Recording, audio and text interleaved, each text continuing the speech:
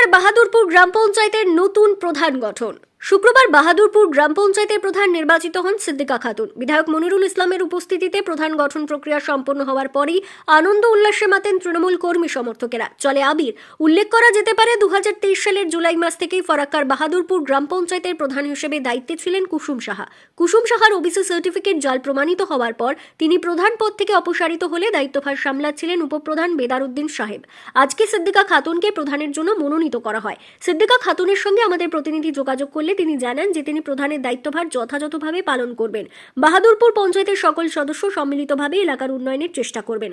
আজ দুপুরে বিধায়ক মনিরুল ইসলামের তৎপরতা এবং তত্ত্বাবধানে দলীয়ভাবে সিদ্দিকা খাতুনের নাম প্রস্তাব করা হয় প্রধান হিসেবে।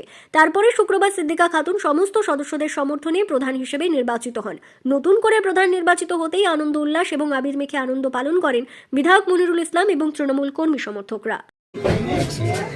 প্রধান হিসেবে আপনি মঞ্চে আজকে এলেন এবং বাহাদুরপুর একটা দীর্ঘ পুরনো পঞ্চায়েত, কেমন লাগছে? কি ভাবে এলাকার উন্নয়ন করতে চাইছেন? একটু কাছে চলে আসুন। ভয়ের কোনো ব্যাপার নেই। হ্যাঁ বলুন। কেমন লাগছে? কি কাজ করবেন আজকে? এই যে প্রধান হলেন, নতুন প্রধান হলেন, গ্রামের জন্য কি কাজ করবেন? রাস্তাঘাট,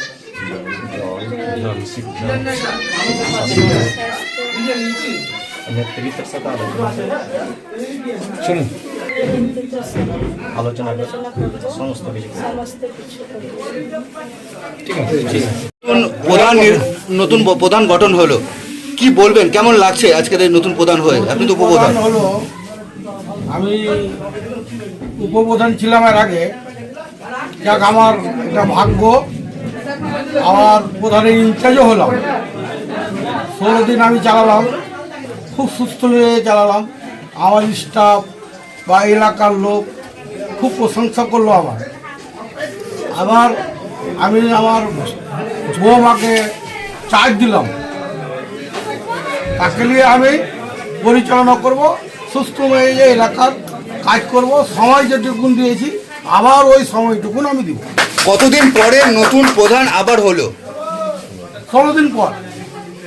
এই যে কুসুম সাহা ছিল 13 মাস। 13 মাসে কোনো মেম্বারের সাথে সম্পর্ক ছিল না ওর। তা আরও কিছু কারণ ছিল, জালিয়াতি, জাল সার্টিফিকেট, তার কারণে ওর মানে হস্তক্ষেপ হয়। কোর্ট থেকে অর্ডার এলো, বাদ হলো। নতুন চার্জ উপপ্রধান ইনচার্জে পেল। 16 দিন আমি খুব সুস্থ হয়ে চালালাম। এলাকার লোকও আমাকে খুব ধন্যবাদ দিল। রীতিমতো সময় দিয়েছি, আমার যতক্ষণ দিয়েছি আমি সময়, আমার স্টাফেরও ততক্ষণ সময় দিয়েছে। আবার নতুন প্রধান বসালাম।